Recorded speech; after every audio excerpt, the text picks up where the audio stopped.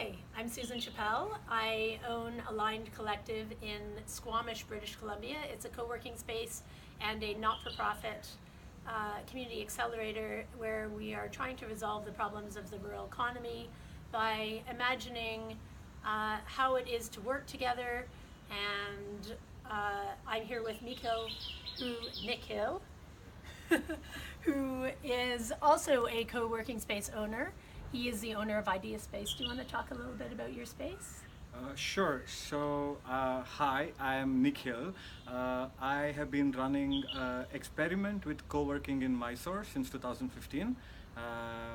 What started off as an idea when I came back here in Mysore and realized that there are no spaces where people can creatively collaborate. I mean, forget collaboration, even find their own creative niche and feel comfortable. I said, hey, why not? If I'm going to find myself a space, I can at least set up a space for 10 more people and see what happens. And 3 years down the lane, here we are. Not too many people, but everybody I got was a gem, and I've had wonderful experiences with all of them, with one running live right now. So. You know, I find that absolutely amazing because at Align Collective, it's exactly the same thing. The struggles of putting a co-working space in a rural economy as opposed to where there's density is a completely different animal, it seems like to me. I started the same way, and the amount of heart attacks I've had doing a startup co-working space, which is a very new idea for work, and as well as a way for people to work. But I find the parallels between across continents remarkably similar in our rural economies. 2 points there. The cross-continental similarity, I found it wonderful as well. Strangely impossible, but happening. It has been striking me over and over again that, but for the different contexts, the journey and the milestones have been pretty much similar. And that goes to show that across the world right now there is a transformation taking place. A certain set of minds are trying to break free of the existing processes that we have. That's and right. Try to find a new optimal by collaborating. And anything that facilitates this, I think, is critical to if we have to see like meaningful innovation in the near future. But going back to your original point of density playing a huge factor with co-working spaces. I've seen the same here in Bangalore, which is just 100 miles away. We see co-working space every neighborhood, maybe 2 or 3 in every neighborhood, and you see that most of them are running full occupancy or half occupancy. And then you come here to Mysore and you see that there are very few takers for collaboration. And it struck me right in the beginning, and I now think that it mostly has to do for 2 things. One, in the big cities, there are so many people already with a mindset of working who are comfortable with having their own space where they go and be productive and do things without having to be led or forced to do it, at least in an Indian context. And commute is horrible in Bangalore, so Yes. it's easier and easier to work from home. So it starts making sense for people to be entrepreneurial, do their bread and butter from sitting where they are. But being at home doesn't make sense if you're living in an apartment in Bangalore with family. That's your private space. You don't and I think we all know when you mix up private and workspace, it has its own complications. That's right. So I think people do yearn to find that place, and since they're used to a corporate environment, a co-working space that looks corporate gives you all the corporate things that you think you need to work without breaking your bubble too much. Yes. And giving you all the benefits, but without a boss giving you your freedom. That's the ideal for most people, and that's why I think you see, and it also works at scale because it's all modular, it's all plastic, and you do it once, you repeat many, you can Yes. invest in it, you can scale in it. The factors of economy work. So I think so it's I a think very that's why much it works. different model. But in a rural model, it's very, Yeah. very different because this has to be more sustainable. This is breaking boundaries. It's creating awareness of concepts that didn't exist for people. At least for me here in Mysore, most people's idea of making money involves going to an office and working for somebody or running an industry and doing something very conventional. it's only now that there is a new generation here, that is a generation of designers, of creators, of creative thinkers, of doers, of hustlers, and these people don't have space here. I have to interrupt you. You speak to a point that's very clear in Squamish as well. In our small town, there's so much density in the cities that people are leaving the cities for many reasons. And they're also going to the cities, but equally as fast. People want different things out of their lifestyles. And people are moving to rural economies. It's created a lot of problems. It's created housing issues with affordability. It's creating transportation issues because it's a lot different getting to your workplace if you work in some place like Bangalore or Mysore, or for us it's Vancouver and Squamish. So it's very similar. And the other point, like of carpets and plastic desks, and we built our co-working space very simply. We put in plywood desks, we based it on affordability, a not-for-profit, we didn't have a ton of cash to invest. And now we see these massive corporations that are starting with nothing, ending up with initial public offerings, and then are able to invest in real estate. And I think it's different. We both have to rent our spaces. And how crazy is it when our real estate market goes crazy and we're not stable because our rent can go up and down, our taxes go up, and we have to base our business model off this residential real estate bubble, which is creating an opportunity where people need to get out of their homes because they can't afford to be anywhere, and also where you need work density and a place to actually go to actually have a community and connect with each other.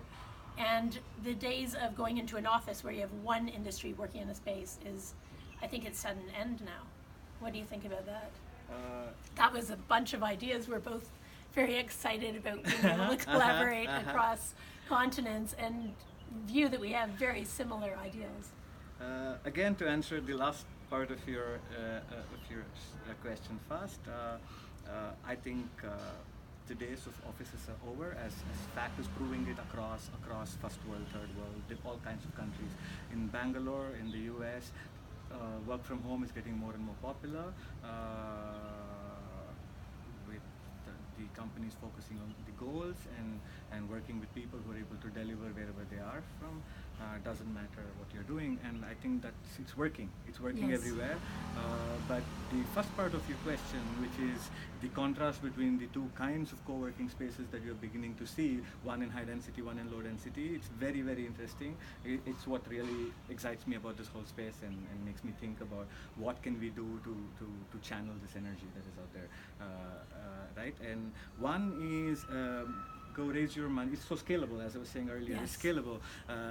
You are basically a company investing into real estate that is localized and fragmented, and giving people what is the conventional context or environment for work, which is the office space cut down to your cubicle, but take that cubicle away, put it in something like more aesthetic, maybe mildly more aesthetic, but still scalable and modular, and put that into one home in every nook and cranny, run that as a franchisee.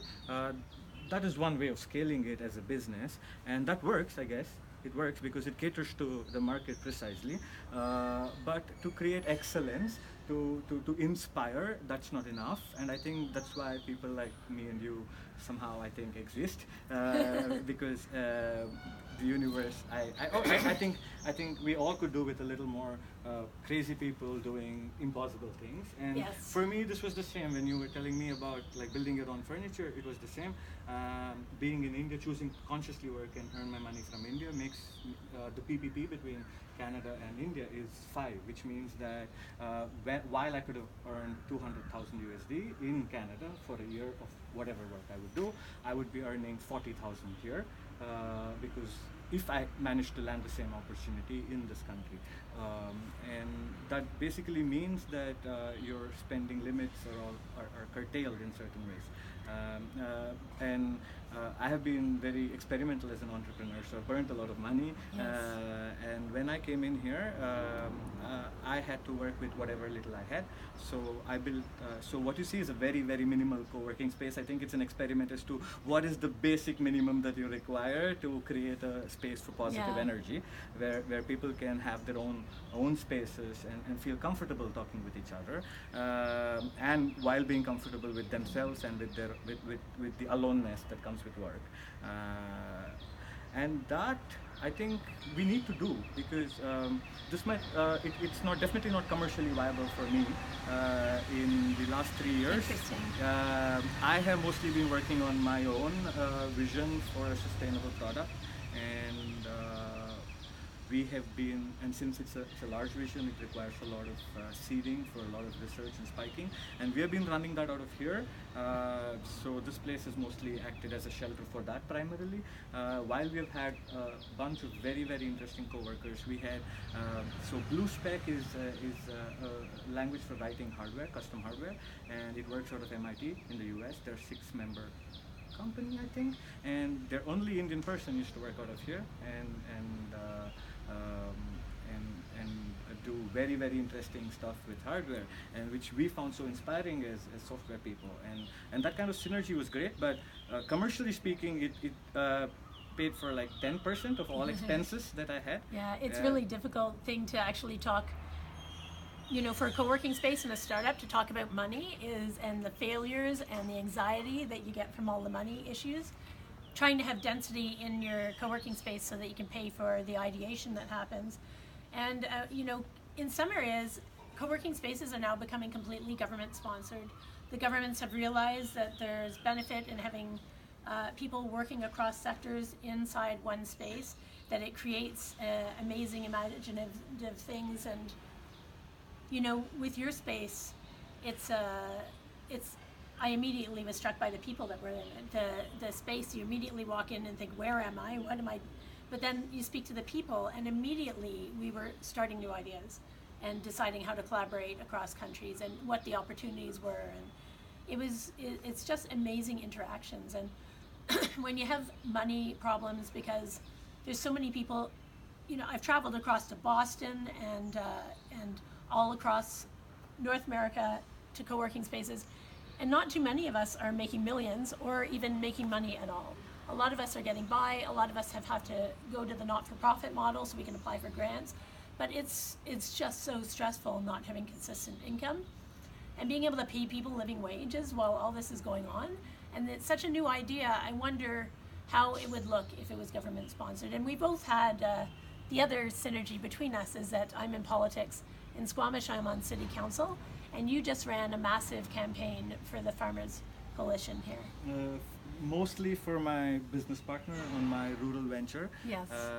Very inspired by what his dad has done to keep the farmer community together and sane, and sometimes work even against ill-conceived governmental measures, ensure that they're getting their due. And when I saw him take a big leap, I'm generally bipartisan, but I think I root for causes mostly, and this really resonated with me. Government, I think, has a huge potential to play. In India, for example, we have the National Skills Development Center, which can provide you grants to set up and basically handle 50% of the course fee and provide the remaining course fee as a loan to a student if he signs up to learn skills in a accredited skills development center. And it is possible. The government also invest in people who are willing to create incubators, startup spaces, co-working spaces. That's amazing. It's a big drive that was pushed in 2013 and has been running through. Startup Karnataka, Startup India, we have a lot of that. But where I see it not really serving its true purpose is the spirit of the whole thing and the energy. Most places miss the positivity and the drive required to create anything truly innovative and sustainable. Yes. So there is a lot of space, but there's a lot of bureaucracy. There's a lot of space, but you walk in there and you feel like you walked into a morgue, and you don't know why. And you walk into another space and you see that the guy who's supposed to be teaching the skills is doing it because somebody told him this is a good way to make money, but really doesn't know what he's doing. You see all kinds of inconsistencies, and then you wonder, like, oh my God, if you're spending at this massive scale across the country trying to set this up, is this even viable? Do you think that could be the fact that they've scaled too early? They have an idea, it's really great, and there's the duality of our spaces and government spaces. And the startup community with government, they do an amazing job, but we can't compete against them. We have to provide a different product. Our product is helping individuals really do what they love to do and what makes them passionate. And it may be creating, it may be running social media for small business, incubating all these small groups and then I find that when you tend to put people in the same space, or even over coffee, the discussions and the ideation that happens, even we have academics in our space as well. We're working with Quest University, and we're starting a new partnership, hopefully with Simon Fraser University as well, where we share spaces and where the students from the university can come down and work on their ideas in our space. And it's led to absolutely amazing collaborations on measuring everything that's going on. So measuring what is a work desk and what is the best ergonomic way to sit and how many people come into the space and how old is the age demographic. And there's all these measurements we really haven't been doing, and now people are trying to scale the ideas really before they've hatched. And I think everybody's sort of finding their way with good intention. And the intention of having those spaces and putting people together may work. It may be an amazing idea, and if they can pull it off, it'd be fantastic. But currently in our economy in Squamish, we don't have any space like that. We have two co-working spaces which both serve different clientele and which are both wonderful. We both run different types of events, and we're right around the corner from each other. For a small town, that's a lot, but we have 20,000 people, so I think building those partnerships with government, working on policy, having people that are thinkers that can actually imagine together different ways of working in the future, and working with academics that can get out of their space and into the community and really resolve community issues of economy and equity as well. You know, all those problems can be solved when you put people together, and it's, we're all trying our footprint and, having our spaces in places where it's affordable for us for real estate, and trying to figure out what works well. How do people like working? It's still a very new area of understanding and science. Well, maybe it's too, what I think is our strength as organic co-working spaces is that we can fail fast and fail cheap and learn and address these big questions that people who are funded right now are unfortunately not doing in their hurry to scale. Yes. And prove unit economics. What we can do is create a worthy ecosystem that will exponentially scale down the lane. And I think that's where I think we as co-working spaces should see ourselves as budding accelerators. Most of the accelerators, we have budding accelerators with no funding. Yes, so that's what I was coming to. So we didn't start with funding, which is good because you're bootstrapping, and that's a very core lesson that most people who are coming into your co-working space are going to be learning anyway. That's right. It's good to have done that ourselves. So that's one of the lessons I think I'm investing into by doing all of this. Yeah. I'm still in the traumatized stage of my bootstrapping. It's been less than 7 months for me. It's been 3 years, I think. The amount of pivoting I've had to do, and I'm lucky to have a co-founder, Zanny Venner, who's absolutely remarkable human being. And we're in a different age demographic as well. I'm older; we're in a completely different demographic, and learning to communicate across demographics is also equally as hard and a challenge that we have to bring into our spaces, because I find that people are becoming so polarized these days that putting them in the same space can sometimes mean real challenges, and they are real challenges. People are incredibly passionate about what's going on in the world today, and most people have these values that connect with each other, but they don't have the opportunity to express it except in social media.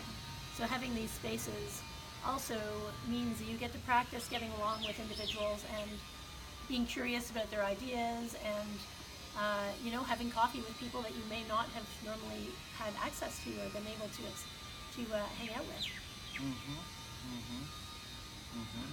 Can I take that idea a little further? Yes, please. I think this again comes back to a previous discussion we had about some people not liking dining tables and open work cultures and preferring the niches, but as you said, like how it needs you to step out of your own comfort zone of that demography somehow imposes on you very sublimely, and go in, understand that other people are in their own comfort zones, and figure out these interfaces that help you restfully communicate, right? That I think that comes with this desire to be able to, or to this genuine curiosity to be able to communicate, to be able to want to create something larger than the sum of each individual, right? To come there and create a win-win. That's what, and one of the other lessons I've learned as an organic co-working space. We don't have something like we need paint, we need a real coffee machine, we need a lot of things, but having to work in the middle of all of it, but still feel the abundance, still feel the plenty that comes with beautiful innovation, with dialogue, with creativity, with an intellectual comfort. I think that also trains us in some way to be very lean, and I think that's also a very valuable skill to learn. It's very counterintuitive. It's what you've been avoiding all along. It looks like poverty. You've been avoiding, but it really helps. Downshifting in that manner, it makes you understand what really makes you productive and what was just the accessories, what was just a part of the scenery. The people in our space are the benefit to the space. And we have people that we've let use the space, and now we're doing really well, and that it's been, and our people we have innovative energy. Max Cajon does electric vehicle installation, which is a very new industry in Squamish. There's landscapers, there's plumbers, there's people that work in every sector. And then when they meet across the coffee machine, they talk about the community, they talk about projects, they talk about walkable spaces, they talk about what they want to see for the future of their community. So it's not just about the tech ideas and the amount of creative work that happens, which is an innate benefit. It's also the secondary benefit is that people become more engaged in their community and more interested in what's going on in their surroundings. And if you remove the frills and the extras from your workspace, where the wallpaper is the character of the person next to you, I find that such an innovative way and amazing way to work. I wouldn't want to work any other way now. I've been working in the space for the entire time, and the amount of science we've been able to present, the amount of policy we've been able to imagine, it's been so rewarding, and we may make it to pay the rent another month. Well, that's so inspiring, and I really wish that everybody gets the chance. At least, maybe it's not meant for everybody, but I think everybody who's working, especially working with a machine, who's working with a laptop, with a computer, should try working out of a collaborative co-working space once. And a good one. Yes. And definitely startups should be working out of collaborative spaces. There should be no other place they're working out Absolutely. of. And I mean the right kind of collaborative spaces, because it can make all the difference in the universe when you have smart minds resonating the right things around you. It amplifies learning in a way that would have been impossible even if you threw a lot of resources at it in isolation. I'm hoping that with mentorship that we can build our spaces better. I think that there is, here's my social pitch. the global responsibility of people that have done really well off technology because they started in a startup. There's more and more mentoring going on, and I think that the amount of podcasts and for instance, Masters of Scale is an excellent startup podcast. The amount of information sharing that's going on, but for these mentors and people that have done well and figured out why they did well, to be able to share it with the people that are just starting in the economy and the next generation of people that are going to have to examine enormous problems in the world and resolve not just connection between people, but infrastructure issues and water issues and really big issues that can be done in this sort of space. So I'm hoping that the people that have done well are able to make time to share their ideas and their knowledge with those that are starting out in the industry. And I think that kind of crowdfunding is the only solution that we have. Is the only solution, and the points that you have mentioned are so poignant that I have nothing more to say on that. It is so poignant that we right now we are individuals driven by our visions, by our need to create, by our ability to solve problems, and if we can take it to the next level, if we can if there is a context that mentors the right things, that fosters the right things, that helps you learn very quickly, and if it can channel all of this to disproportionate social value, there's obviously going to be disproportionate social wealth at the end of it, and water rights, farmer rights, sustainable farming, sustainable living, innovation in terms of material engineering, mass manufacturing, consumer engineering, consumerable engineering. How do we And then make the science that goes along with all that, the psychology, the sociology, the economics of it all. Like there is, it's the hard sciences and the soft sciences. We've got so much work to do, and I foresee as well co-working spaces becoming hubs of science and places where instead of having to travel to labs in places that people can work in science and rural communities as well, out of the same sort of hubs. The co-working It's really the spaces future. would be today's labs. I think they're already today's labs. They're definitely tomorrow's labs for sure. Yes. But I think they're today's. I mean, they're the labs that matter today. I think. Well, of course, the ones that do the atomic bombs do too, unfortunately. But I think we matter. We matter a lot. Yes. Thank you so much for sharing this conversation with me and My for pleasure. letting me into your space. My pleasure. And My pleasure. I really appreciate what you're doing here. It's great. Good to meet you.